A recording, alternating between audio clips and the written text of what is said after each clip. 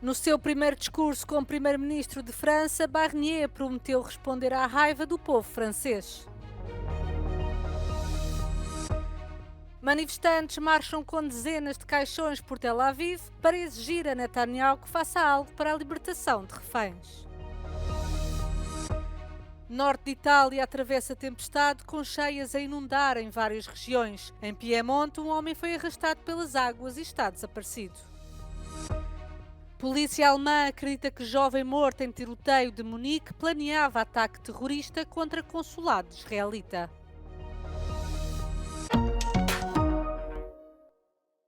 Michel Barnier prometeu responder à raiva do povo francês no seu primeiro discurso como primeiro-ministro.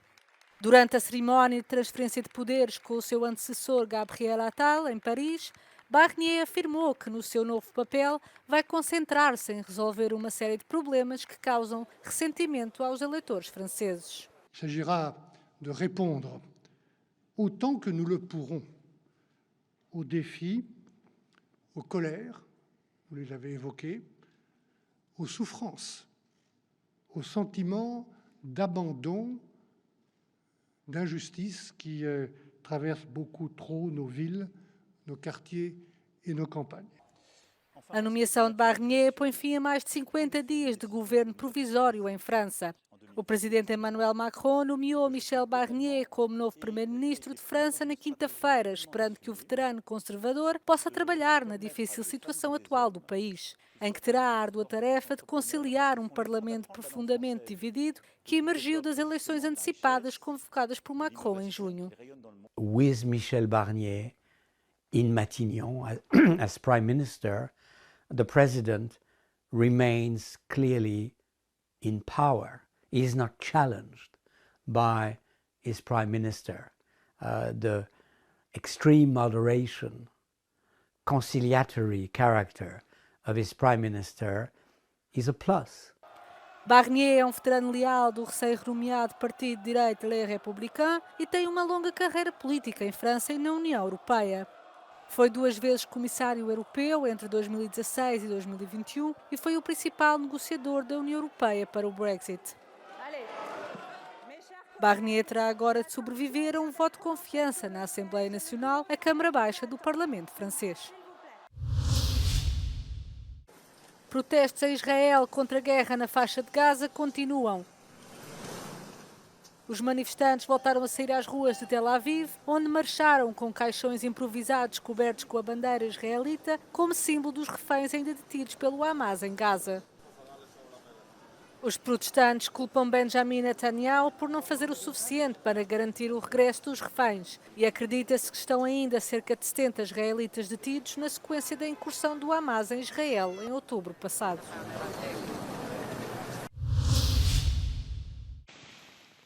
Uma vaga de violentas tempestades atingiu o norte de Itália e inundaram Milão.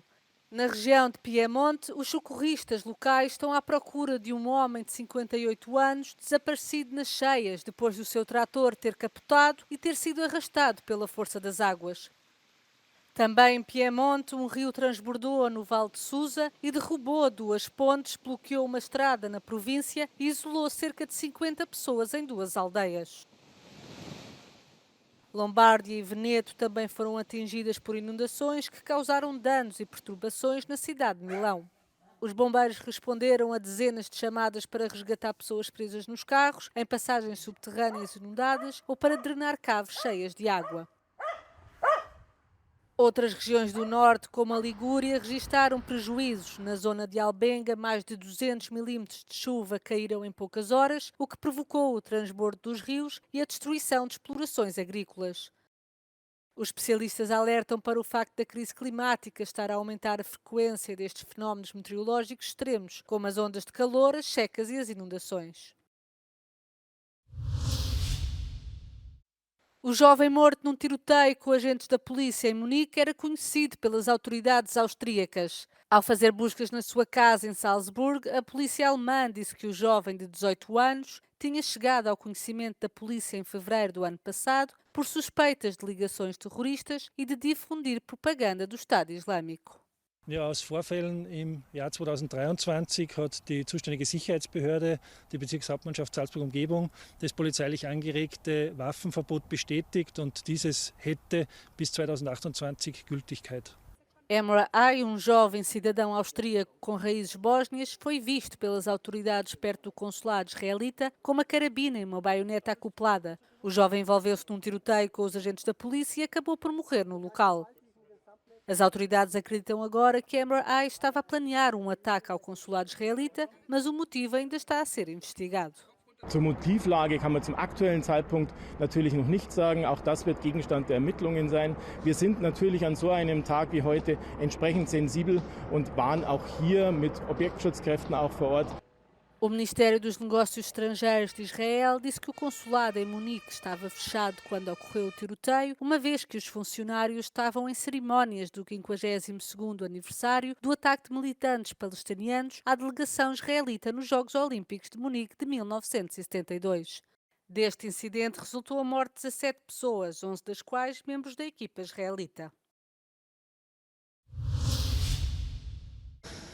O primeiro lote de vacinas contra a varíola chegou à República Democrática do Congo. 3 semanas depois de a Organização Mundial de Saúde ter declarado o vírus da varíola uma emergência sanitária de âmbito internacional, quase 100 mil doses de vacinas fabricadas pela empresa dinamarquesa Bavarian Nordic e doadas pela União Europeia chegaram a Kinshasa. These deliveries are part of the 215,000 vaccine doses that the European Commission's HERA, that is the Health Emergency Preparedness and Response Authority, procured and also pledged to share with affected countries in Africa. As autoridades congolesas confirmaram que mais de 100 mil doses deverão ser entregues pela União Europeia no sábado. A Unicef vai ser responsável pela campanha de vacinação nas províncias mais afetadas da República Democrática do Congo, mas ainda não se sabe quando é que a campanha vai começar. Cerca de 380 mil doses de vacinas contra a varíola foram prometidas por parceiros ocidentais como a União Europeia e os Estados Unidos. A maioria dos casos e mortes por varíola ocorre no Congo, onde a nova variante foi detectada pela primeira vez e onde a maioria das infecções ocorre em crianças com menos de 15 anos. Após o surto global de varíola em 2022, os países ricos responderam rapidamente com vacinas e tratamentos das suas reservas. No entanto, apenas algumas doses chegaram à África, apesar dos apelos dos governos locais. A Ucrânia prepara-se para a maior remodelação governamental em tempo de guerra. Volodymyr Zelensky está a mudar metade do seu governo, insistindo que é necessária uma nova energia. Os críticos argumentam que não há muita energia nova, dado que a maioria dos nomes já é conhecida. Muitos foram primeiro deputados, ministros em exercício ou vão agora trocar de ministérios e de gabinete presidencial. Mas neste momento a Ucrânia não pode ir a eleições devido à lei marcial. It is important to understand that in Ukraine, cabinet ministers is basically the only governmental body that can be reshuffled during the time of war, during the martial state. We cannot have elections of parliament, we cannot have elections of president. But of course, we need new energy, we need new people, we need new approaches, at least in government. Em outubro de 2023, a Ucrânia deveria ter realizado eleições legislativas e na primavera de 2024 eleições presidenciais. Mas com a invasão da Rússia, a votação foi legalmente proibida e praticamente impossível, visto que cerca de 18% do território do país está ocupado. We do expect organization of even new ministries due to the the situation that we have so many people abroad and we have to have this better communication with them. So just Minister of Foreign Affairs cannot do that. No final do ano passado, 4,9 milhões de ucranianos encontravam-se no estrangeiro devido à guerra e metade deles planeavam não voltar à Ucrânia. The last time Giorgia Meloni's party, Fratelli d'Italia, held an executive meeting at a national level attended by the highest-ranking figures was in 2022, the year her government took office. So the timing of this gathering is quite significant. According to Fratelli d'Italia's officials, the aim of the meeting was, quote, to assess the work that has been done so far and outline the agenda for the coming months.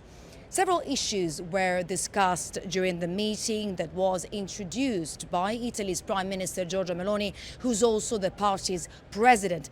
Among them was the 2025 budget law, which is considered a key measure of the government's political program. O processo de aprovação terá início em breve. O primeiro passo é a apresentação do plano estrutural que enquadra o orçamento para 2025. É demasiado cedo para ter uma visão completa e pormenorizada da medida. O que sabemos, tal como confirmado por Giorgia Meloni, é que a tónica será colocada na redução de impostos, apoiando empresas, famílias e trabalhadores italianos. Perguntamos a um membro do partido Fratelli d'Italia o que foi discutido durante a reunião e quais as prioridades para o futuro. Giorgia Meloni ha sottolineato i grandi risultati raggiunti con un'inflazione più bassa tra i paesi del G7, il record storico dell'occupazione, una crescita superiore alla media europea e un maggiore prestigio internazionale dell'Italia. Continueremo su questa strada, è un impegno preciso che abbiamo ribadito nell'esecutivo di Fratelli d'Italia, con politiche che sostengano imprese, famiglie e lavoratori. Durante a reunião, Giorgia Meloni também abordou a polémica em torno do ministro da Cultura, San Giuliano, sobre as alegações feitas por Maria Rosária Boccia relativamente à sua alegada nomeação como conselheira do ministro. Embora San Giuliano tenha negado as acusações e a utilização de fundos públicos para pagar a Boccia, Meloni avisou que os erros não são permitidos. A forma como o seu gabinete está a lidar com as questões das finanças do Estado será um fator-chave para garantir que Meloni conclua o mandato de 5 anos no governo.